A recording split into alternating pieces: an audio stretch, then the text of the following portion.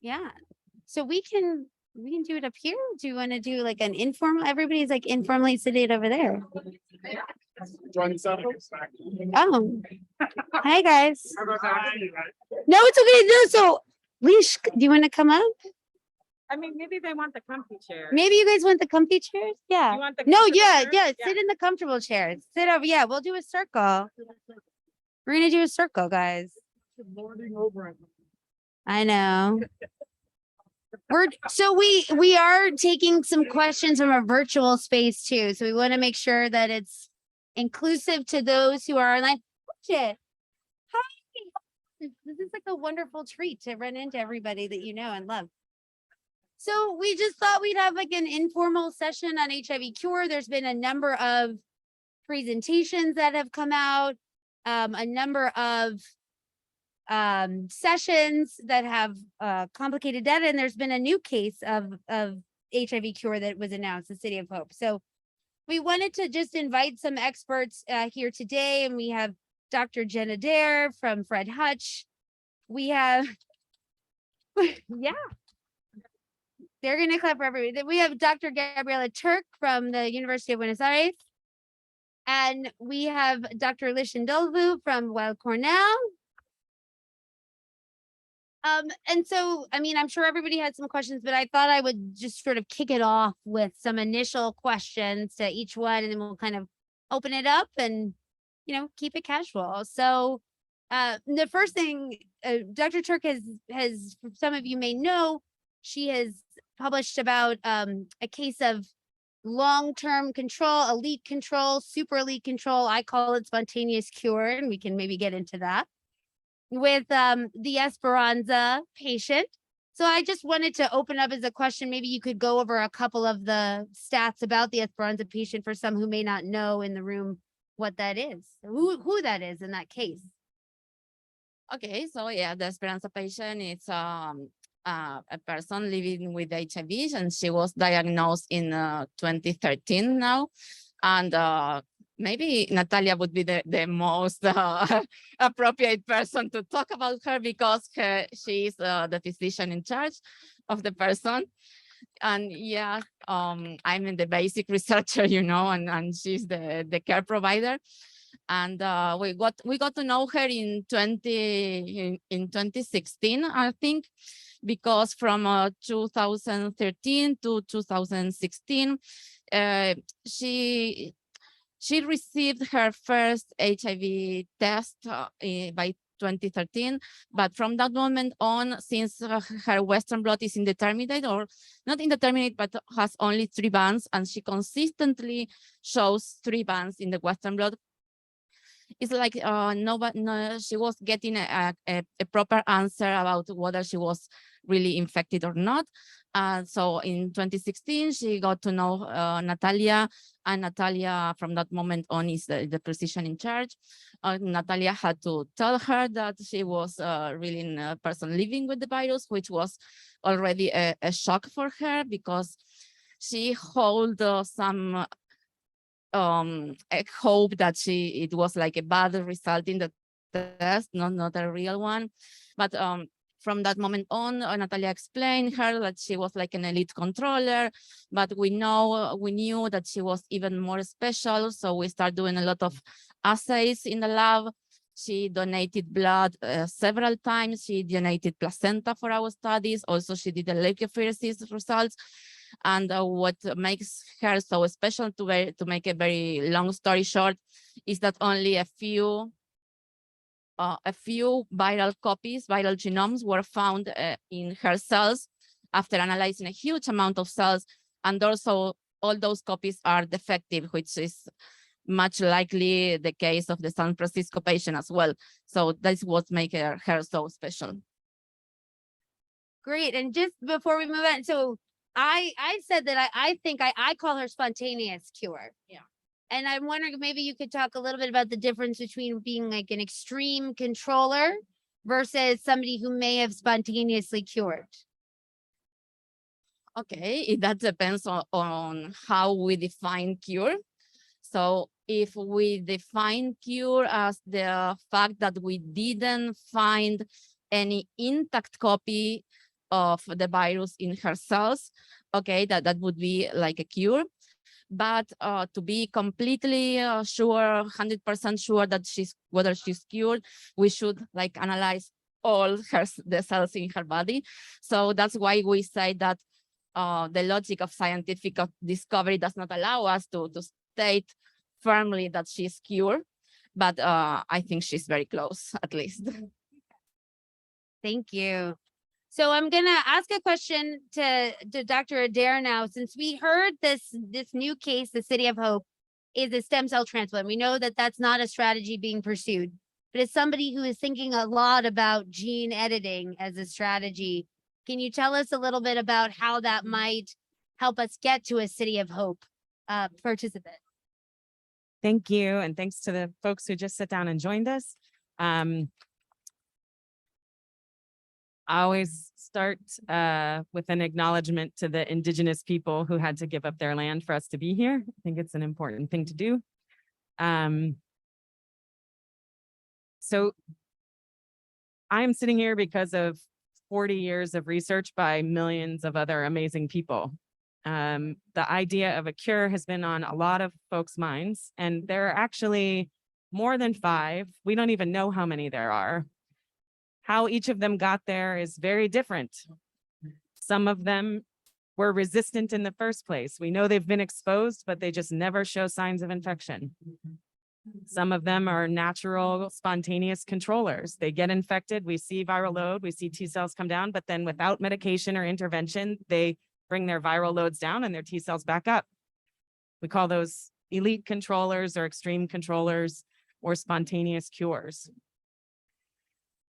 Then there are groups of people who get other diseases like cancer, and they have to go through treatment for their cancer.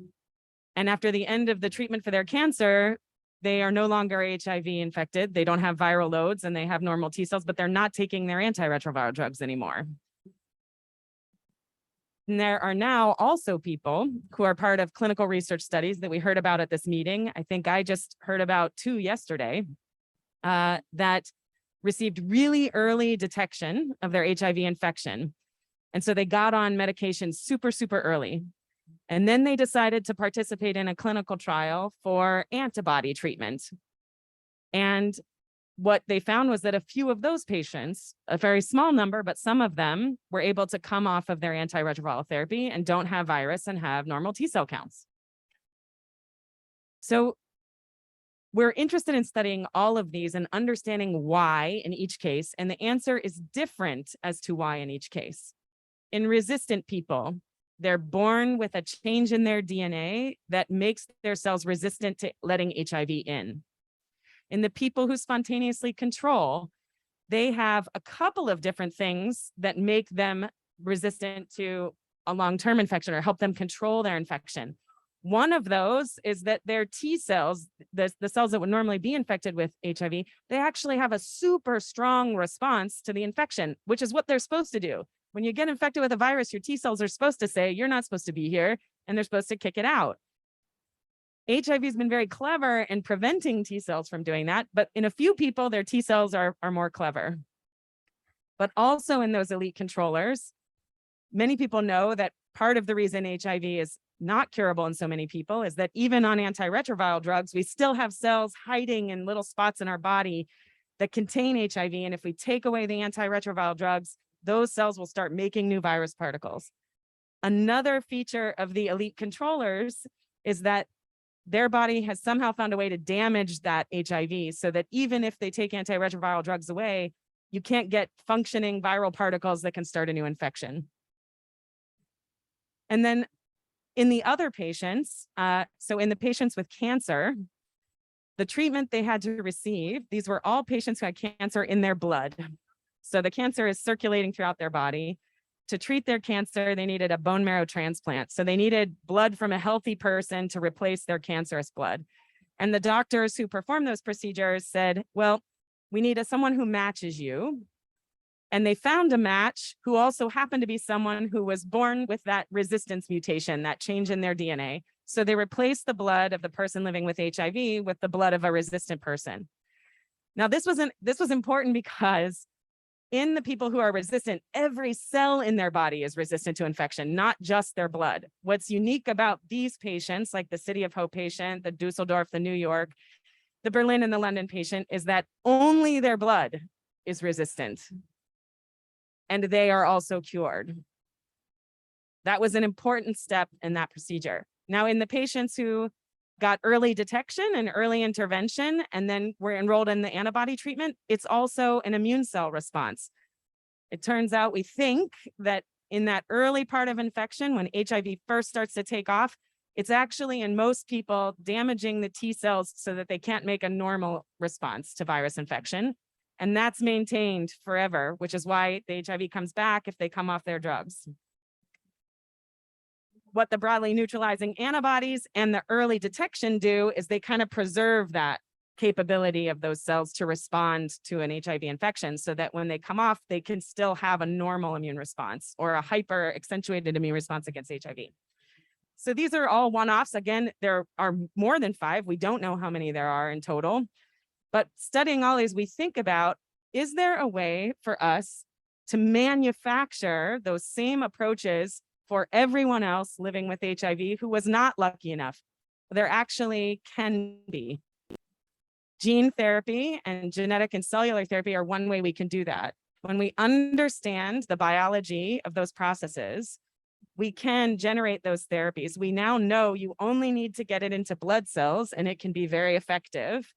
So what we are talking about here are procedures where we would take out the blood cells of the patient, but we don't need a healthy person to donate them. We would actually use the patient's own cells. And we would either engineer the resistance, create the same mutation that the Berlin, the London patients received, or we might put in something that gives their T cells a hyperactive response against HIV. We might do both. We could also introduce the idea of the broadly neutralizing antibody genes. We can make cells within the body express those antibodies forever. We don't know yet if any one of these strategies will work or if we'll need a combination.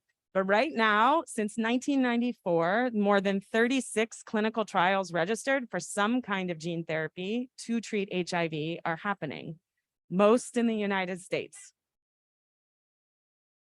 Part of the work that I do is with an agency called the Global Gene Therapy Initiative, or GGTI, and we're very passionate about the idea that we ought to be developing these treatments in Africa.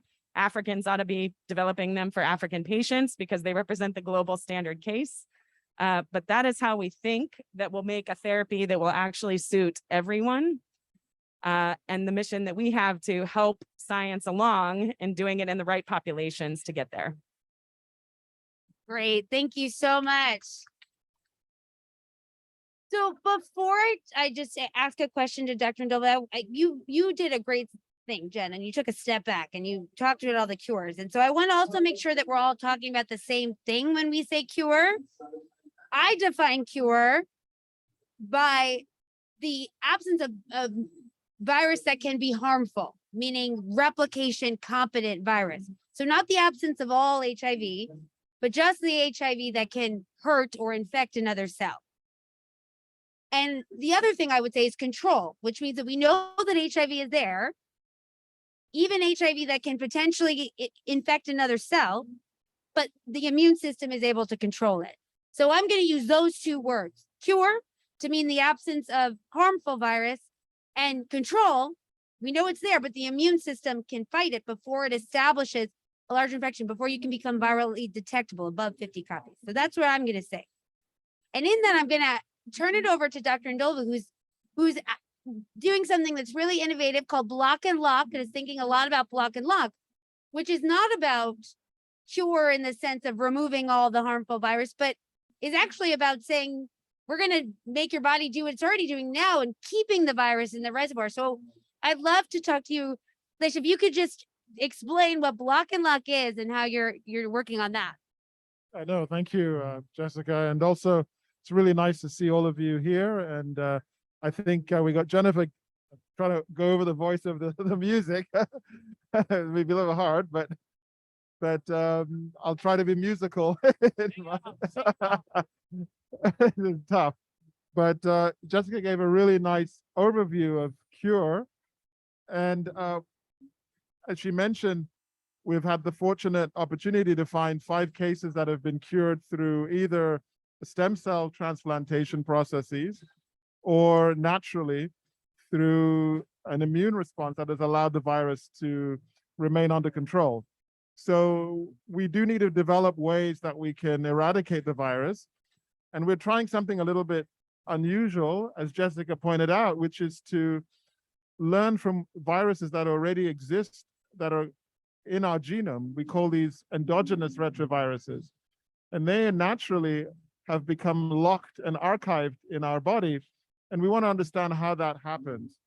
So to make it simplified, we want to convert HIV into a archived virus that can never come out. But we want to do a second step, which is, as she pointed out, we have very exciting gene engineering tools now that we want to cut it out permanently or disable that virus so it can never, ever come out. So we have a block, lock, and excise program. We call it the BLE, or part of a HOPE program, where we hope to find ways that we can learn from the viruses that we have already that have integrated in our genome and are completely dormant, that we can convert HIV into a dormant virus. We're learning the biology of how the virus becomes active. We know it's a natural process. The virus is active. We take antiretroviral drugs and we make the virus a little bit less active. We want to accelerate that and convert the virus into a more of a latent stage, but also push it into a silent state. So it's completely silent and dormant. And so that's going to take some innovative therapeutics, genetics, but also technologies to find the right drugs that can do that. Now, we hope with these drugs, by learning the biology of the virus, that we can actually lock them permanently in place, and therefore they won't reactivate. But to be certain, we have to find a way to excise them out. So we're also finding tools that we can excise those pieces of the virus that are completely silent, maybe even active. You know, these tools can be adapted in all the 3 states of the HIV virus: an active state, a latent stage, but also a silent stage. So we're hopeful this strategy will allow us an opportunity to participate in all of these exciting cure efforts. So with that, I won't end with a song, but I'll pass it on to Jessica to try to go over my voice. Thank you. That was really good. And it was also very clear. Definitely could hear you over. So we've now kind of talked a little bit about control and heard an example of control. We've talked about strategies we've talked about what a cure is, and one particular strategy called gene editing, gene and cell editing. And then another strategy that would think about cure, which is block and lock. So I want to take some time to just open it up. I have a barrel of questions, but what are some questions that you guys have? And the one thing I will say is that we don't know what we don't ask. This is the most safe space that you can be in. We have no slides. We're just going to do our best to talk about it. So what are the things that you want to know? What have you heard? Kind of a follow-up question for Lish. So are there any examples of how you've done this approach has been used in other diseases? Has this been tried before somewhere and worked or not? Yeah, that's a really, really good question. You know, there are not a lot of integrated viruses in the genome, right? The best example I can give is the herpes viruses. You know, they're kind of in a silent state, essentially, right? And occasionally they do reactivate. But we've never had an opportunity with a retrovirus to be able to push it into this really deep silent state. Like I said, the best example that we have are really our endogenous retroviruses. You know, many of them are completely dormant. They're in our genome. And granted, some of them do reactivate, and they've been involved in things like placental and pregnancy. There are certain states that can reactivate some of them, but many remain dormant. And the mechanisms by which they remain dormant are of real interest to us. We really want to understand how they remain completely dormant. In cancer, there's some discussion about how these endogenous retroviruses may drive oncology. So again, there's been a lot of investigation on how they remain silent, but occasionally do reactivate. But they're very efficient at getting silent. So we want to learn from them. and hope to adapt those processes and other processes to completely silence the virus. Now, it is sort of a one-shot hit. You can take antiretroviral therapy. You'll need to continue to take it. Similarly, we don't want agents that will just silence intermediately. We want it to be permanent. And if that doesn't work, we want to bring in an excision process that we can also excise or disable that remaining virus that we hope is silent, but also adapted to all the other states. So it's a bit of a bold strategy, but I think it's something we're excited to take advantage of nature's already ongoing strategies of silencing. Yep. I hope that answers your question. Thank you. Sylvia, did you? Yeah. Thank you so much for the information. I just wanted to ask Jennifer, there's a research that is about to start at JCRC. I'm from Uganda, Sylvia, and to do with sickle cell and HIV. But the sense of time is quite long in my view. And can you speak more about that? Why that long? When will we get there? We are anxiously waiting, but I'm looking at the time. I'm like, can we wait that long? Is there anything that is coming soon? Maybe others can speak to that. Well, first, let me say thank you, Nyabo. So, I think we're already late, right? But we're looking at, it took 17 years from ART clinical trials in the United States to get to sub-Saharan Africa. We don't accept that timeline.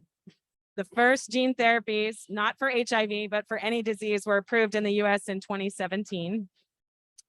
We're now up to 10.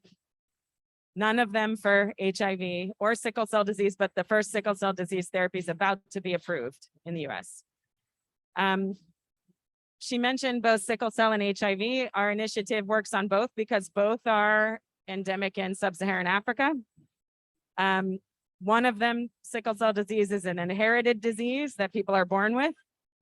There are also examples, like I gave examples for HIV, there are examples of people who naturally control their sickle cell disease because of changes in their DNA, and they have those changes in all cells in their body. We think genetic therapy can also be introduced. And we're on a closer timeline for sickle cell disease because we have the first gene therapy that is about to be approved. The reason for going after both is because we never know what sort of barriers we'll come up against. There are a lot of things that need to happen. You not only need to have the technology that can deliver received it, you might need special clinical supportive care when you administer the gene therapy because it's not done the same way as most treatments.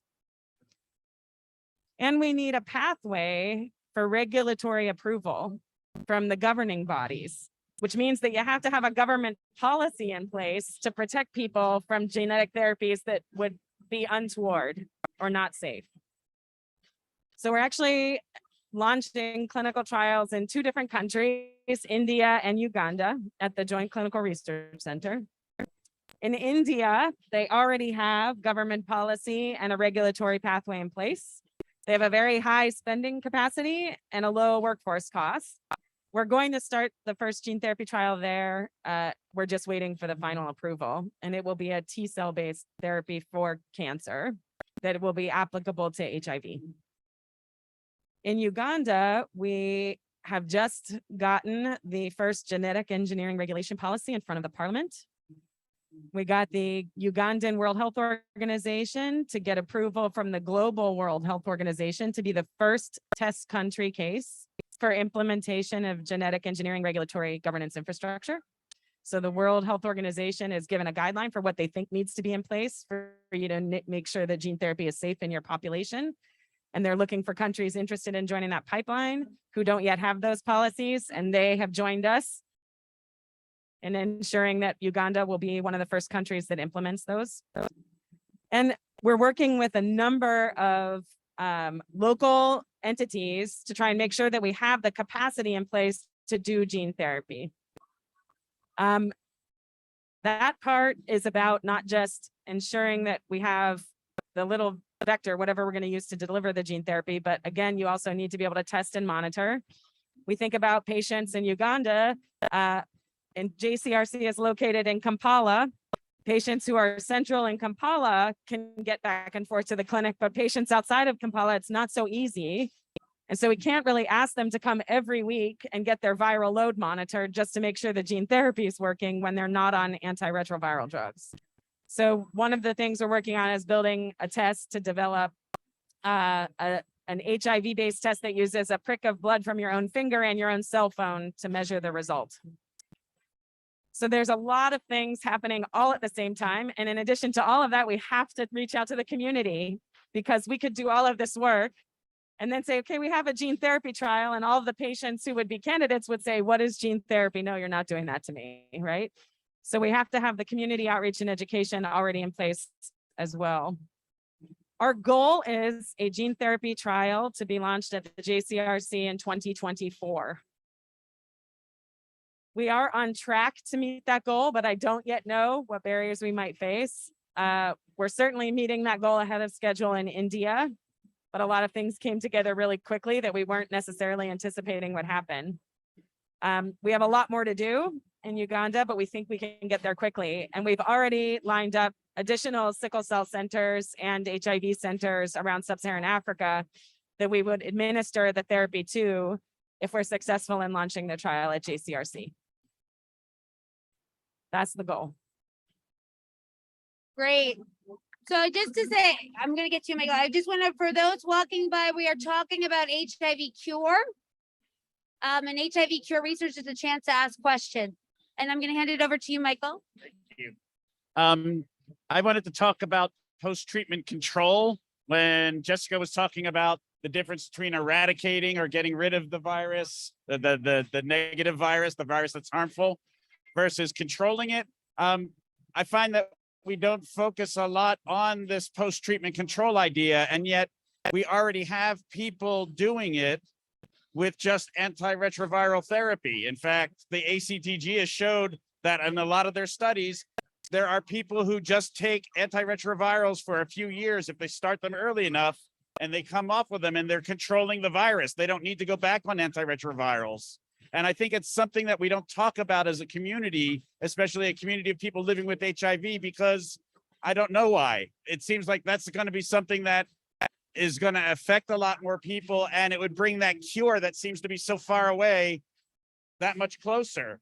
People don't know about it though. And so I wondered like why we might think, or why the speakers here might think that we don't focus on post-treatment control, whether it's just from antiretroviral therapy alone or antiretroviral therapy. And as we've learned, maybe with the BNAB added in, which seems like people are already on their therapy, adding a little something else, the cyclosporin A or whatever, that might be able to give them the extra bit that they're all of a sudden their immune system is going to control it. We have a woman who was just reported 15 years off antiretroviral therapy, controlling the virus. That should be, I think, what we talk about a lot more than the bone marrow stem cell transplants, which only are going to affect a small pocket of people because they need cancer as well as HIV to even apply to that study, where we have people who just have HIV actually getting to that state where they seem to control it on their own. They might still have HIV, but they're controlling it on their own. And so why do you think we don't talk about that a lot more? Because I think we would want HIV positive people to know about this a lot more. Yeah, go ahead, sure. Can I add on what is just a follow up on one, so that when you answer, it can be a package. Whoever will be explaining, just explain, the aspect of, limiting the reservoir, and talk of limiting the reservoir. And when you are initiated in ART, you limit the reservoir, but when you take ART after a long time ago, you reduce the size, something like that. Can you, so yes, let it be a package. Thank you. So I want to make sure I don't talk too long so that Lish and Gabrielle also have a chance. But I will tell you, in my opinion, there are a couple of converging reasons why we don't talk about this more. So first is that it's a small number of patients and they're sprinkled throughout the planet. So they're part of different studies, and you need the investigators of those studies to pull all those patients together so we can start learning from them as a unique population of controllers. We, at this meeting, I will tell you, yesterday, I sat in on a session where they talked about two of these groups in two different studies, and they said, this is a great convergence of these two fields, but I will just tell you, in my personal opinion, I did not feel like those two groups knew and liked each other. I did not feel like it was a collaborative effort. I didn't get time to ask my question at the end, which was, how do you actually envision pulling each of these unique cases together? We have computational, computer-based possibility. We have even advanced computer thinking that can actually take the information from these individuals and help us learn even faster what worked for them that didn't work for the many other people in the same study. But we need investigators to collaborate to do that. And that would be the other reason that I think we don't talk about it, or that it's not getting focused. Unfortunately, funding is limited. Researchers are stressed and trying to meet funding requirements, and they get that by publishing papers, by advancing their studies, by speaking at this conference. It is in a way a competition. And so we're not necessarily incentivized to pool resources like that, because then it means we have to share limited resources. And when this is something that is very true in the United States. It can be true in other places as well. And then you talk about making those connections over international borders, and people are hesitant. So what all of you can do is say, we need this, we want this, we want one session at IAS next year that talks about every single person who was tested positive, put on antiretroviral therapy, and then with any other intervention achieved antiretroviral free viral suppression and normal T cell counts. One session that covers all of those, get them all in the same room. And then someone, it'll be me if I'm in that room and this actually happens, stand up and say, how are all of you working together to take these few patients and learn from them? Yeah, thank you. I much agree with Jennifer, and maybe I would like to add that yes, post-treatment controllers are a small number of persons within a large number of persons that a large group of persons that once started IRT, so they are isolated cases. And the other problem is that all those cases, as Jennifer mentioned, are isolated around the world, are many different countries and isolated reports of these patients. So we don't know what is the common point among them. Regarding the question about SINA, you were referring to how IRT diminishes the reservoir, yeah. And what IRT does is to eliminate all the cells that have the virus in an active state, replicating, and after a few months or years of IRT, only the cells that have a dormant virus remain. And I think, maybe Natalia will share my hypothesis and many others, that after many years, let's say 50, 60 years of antiretroviral treatment, very slowly that reservoir would be diminishing over time. And I would like to take the opportunity that I have the microphone to say that although I acknowledge that the problem of the burden of the HIV problem in Africa is much higher than in many other countries of the world, I consider that Latin America is out of the agenda regarding HIV cure. We don't speak about HIV cure in Spanish, so I think that in other conference or other activities are necessarily to be designed specifically to address HIV cure in Latin America and in Spanish. Yeah. Well, I saw your hand, Dominic, go up. I do have actually a question. So we've talked about controllers, and obviously there's post-treatment controllers. Can you talk about, is there any way to identify what if somebody can control?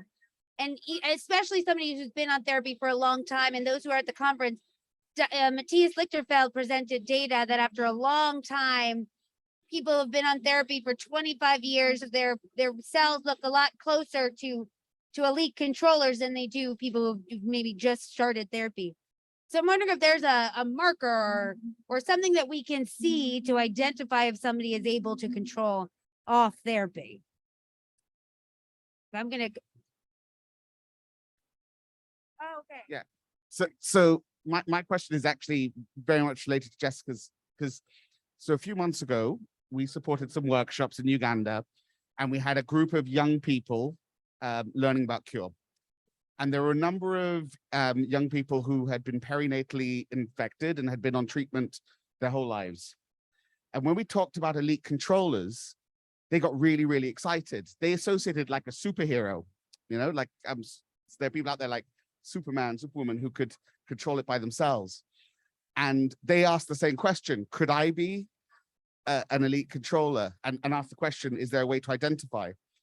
But maybe the additional question is in addition to our strategies to eradicate and block and lock, are we looking at strategies to make or to help support people to become elite controllers using their own body's defenses?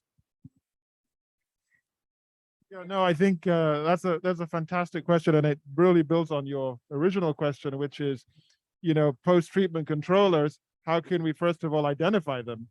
So far, the way we're identifying them is people. The message is you need to take antiretroviral therapy.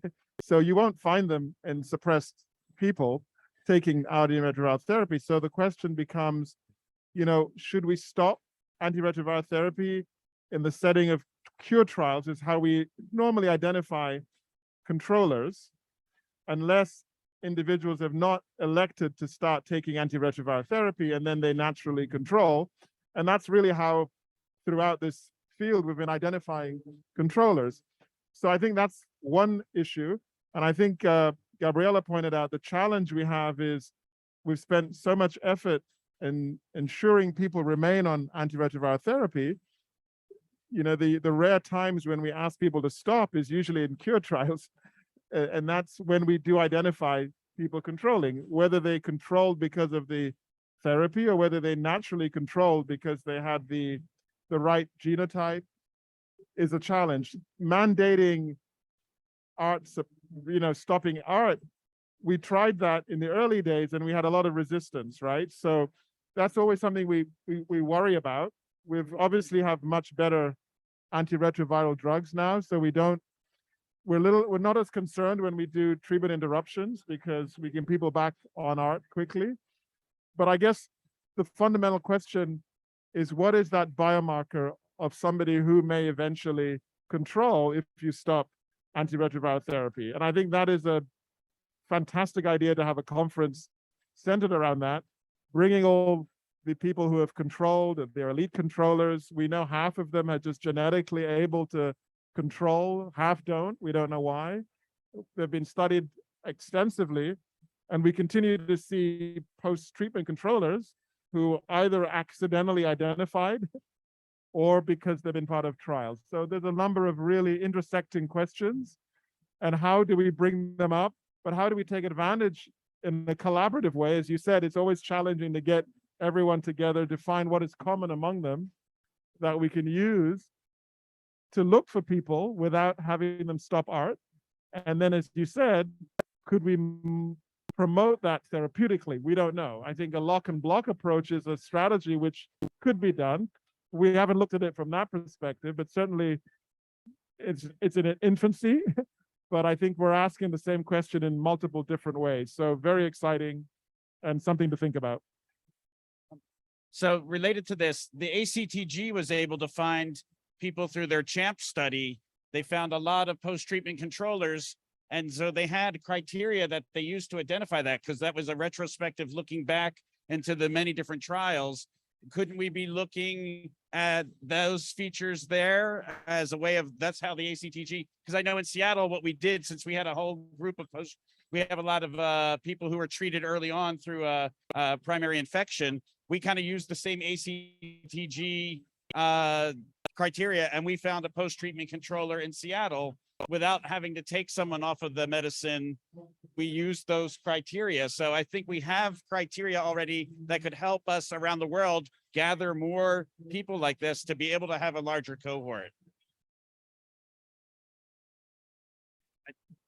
So I just asked her, are the criteria universal? Because I wonder if it would change in different clades or. But how globally does the ACTG enroll?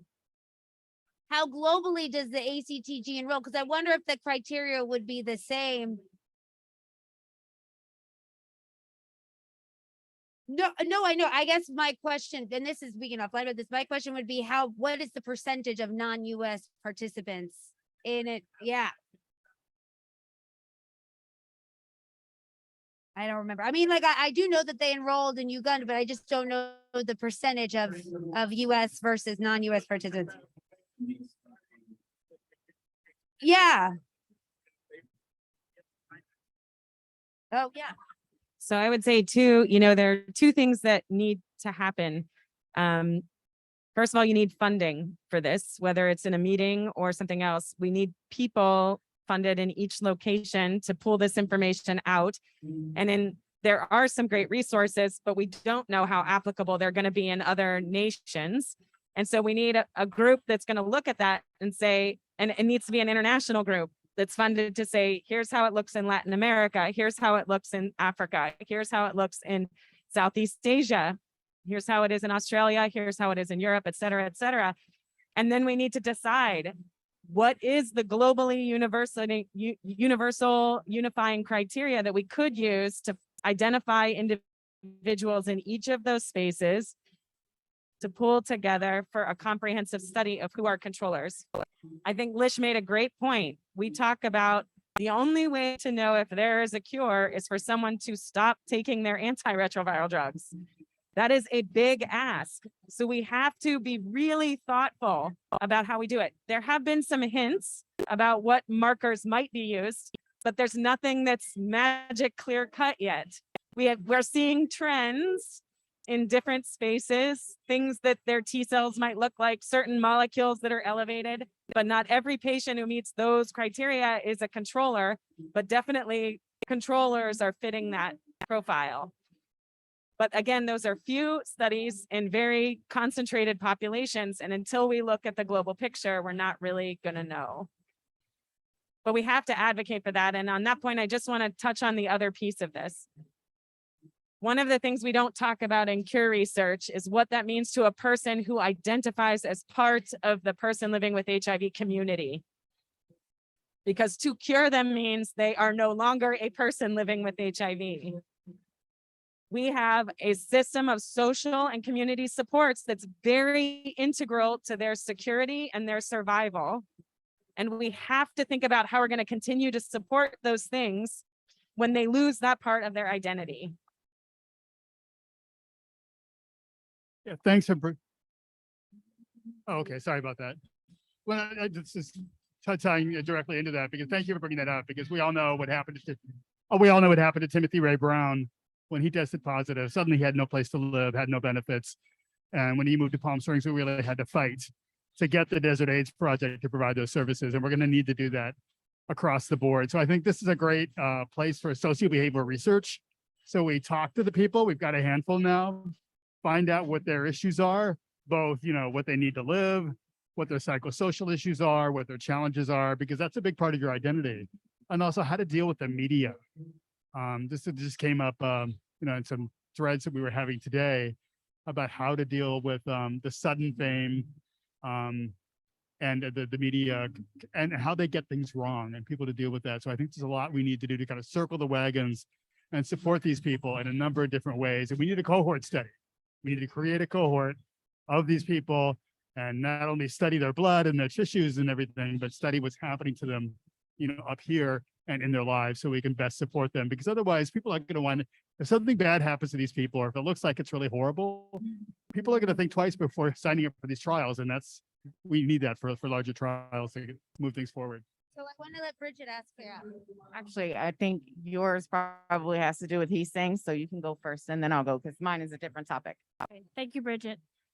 So thank you so much, Jeff, for bringing that up, and Jen, because the more and more we're doing the social behavioral research, the more we find that there are unmet needs for people who go through these clinical trials before they interrupt treatment, during the treatment interruptions, and after the treatment interruptions.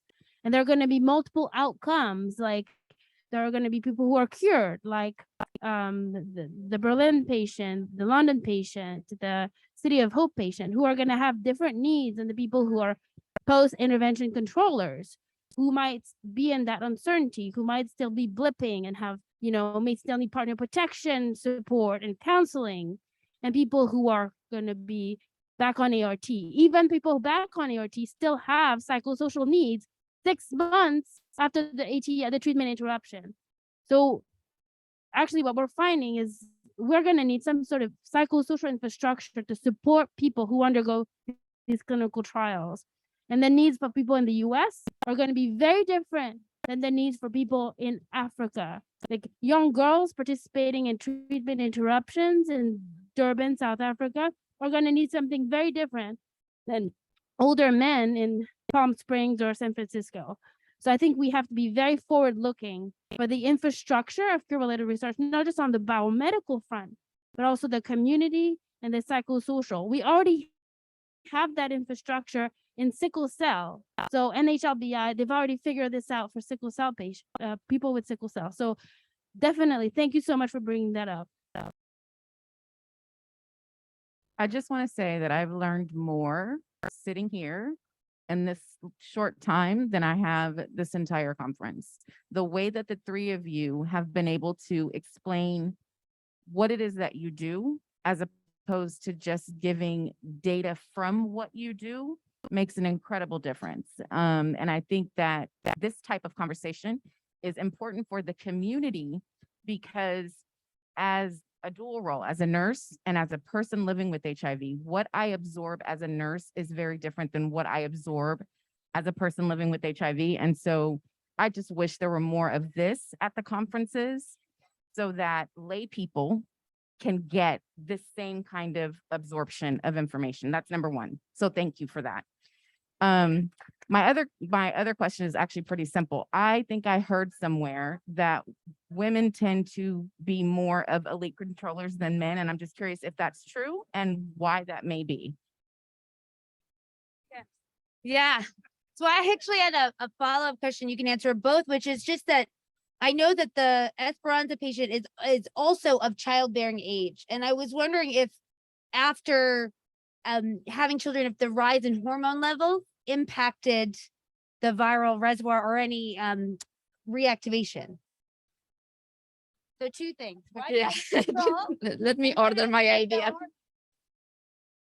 First, regarding Bridget's question, yes, there is a lot of data that indicates that women or hormones, estrogens, indeed may have an effect on HIV replication. So it would be, women would be more likely to be elite controllers.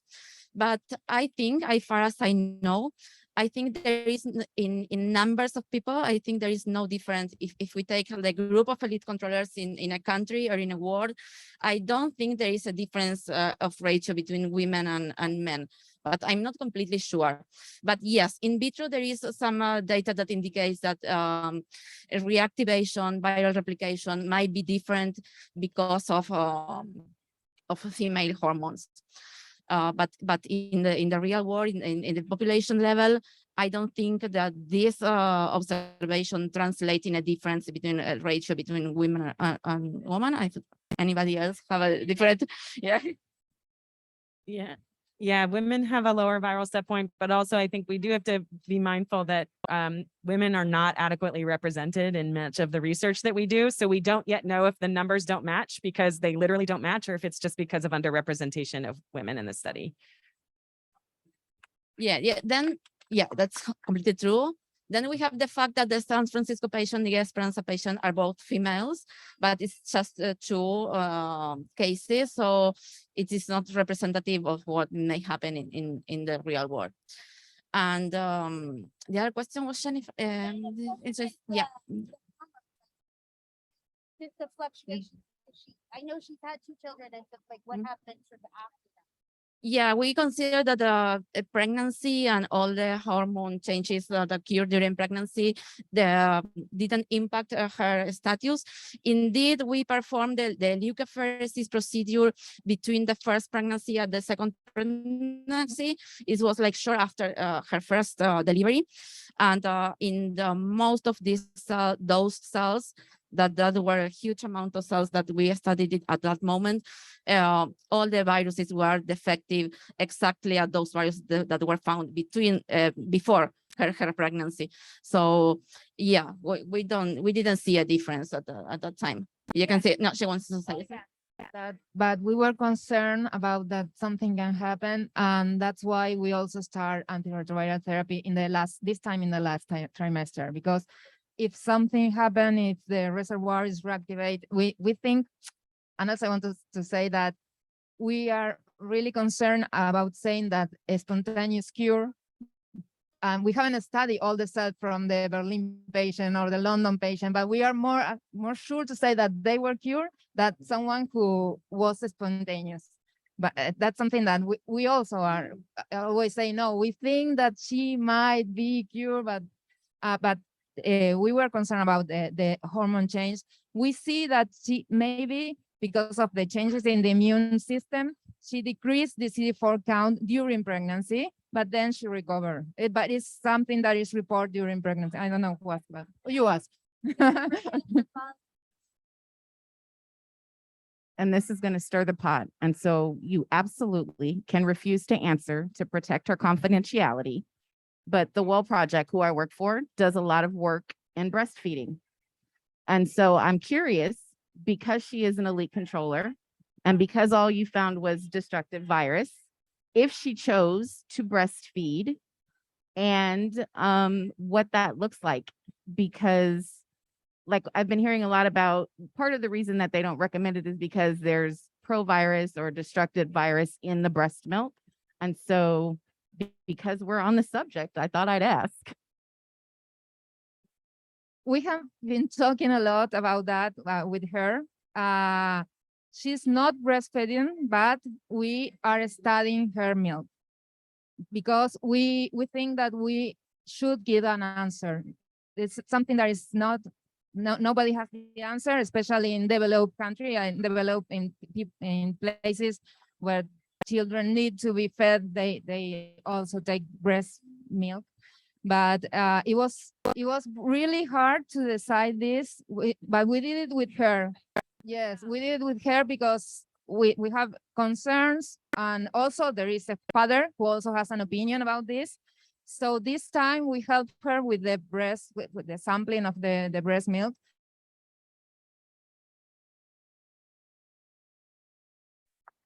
Thank you. So, oh, good. Yeah. Oh, I just want to go back to post-treatment controllers to mention something. You know, that the probability of being a post-treatment controller is much higher when a person starts IRT during acute infection or very early after infection. But we know that most people don't start treatment during acute infection.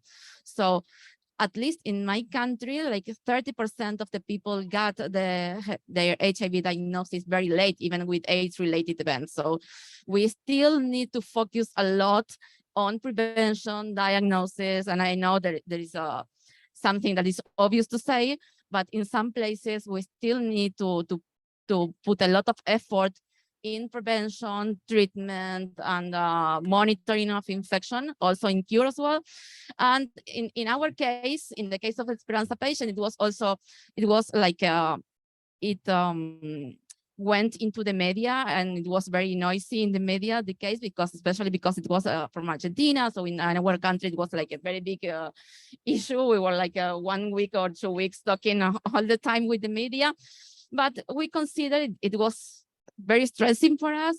But we consider that it helped in our country for the HIV issue coming back to the talking and to the media and to the family and maybe to the schools. So it was a great experience as well. Yeah. Yes, one thing that we always say that she doesn't want to reveal her name, and that's the marker that the stigma is still there. She's a very special case, 2 cases in the whole world, and she doesn't want to say her name because she is afraid that she will be discriminated in her city. Great. I was just going to follow on to what Gabrielle was saying. Other initiatives all of you can help us push for. 2 in particular, more rapid testing. The cell phone based test with a drop of blood is just one, but that can go into the field. That's one part of the equation that gets us early diagnosis. But if you want early treatment, the same person administering the test has to be allowed to administer treatment immediately, which means it doesn't necessarily always have to be a medical person, but we need to think about what are the safe ways to demedicalize that rapid treatment and testing.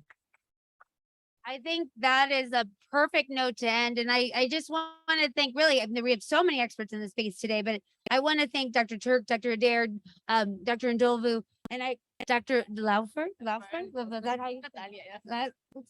My apologies if I did not say that correctly with Dr. Laufer, to just join us in this space today and bring their time and their energy and their knowledge. So just thank you all so much. And for those who might be interested, IAS and AVAC launched our next Cure Academy, and we're just having an info session informally here for the next half hour for those who might be interested.